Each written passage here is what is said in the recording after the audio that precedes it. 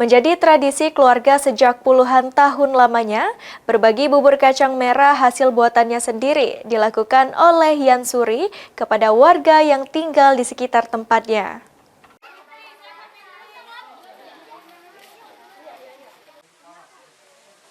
Di bulan penuh berkah dan rahmah kali ini, dilakukan berbagai kegiatan positif yang mengandung pahala oleh umat muslim. Salah satunya berbagi makanan kepada umat muslim yang menjalankan ibadah puasa.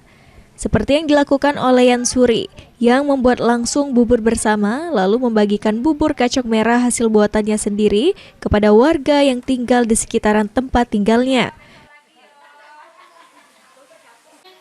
Pembagian bubur ini dilakukan oleh Yan Suri sudah sejak puluhan tahun lamanya, hingga menjadi tradisi dari Yan Suri bersama keluarganya, serta juga amanah dari almarhumah ibunda.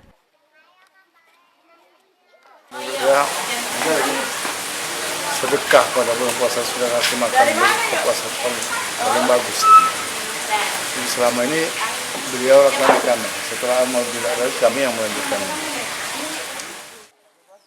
Warga sekitar sendiri sangat antusias untuk mendapatkan bubur kacang merah ini, karena bubur tersebut dapat dimakan untuk berbuka puasa. Oleh beliau ini? Iya, tahun diberi bukuan oleh Pak Yan. Buburnya macam-macam? Macam-macam. Bukan hanya bubur kacang merah, ada berbagai macam jenis bubur, juga dibuat oleh Yan Suri untuk dibagikan kepada warga sekitar tempatnya tinggal. Tim Liputan, PAL TV.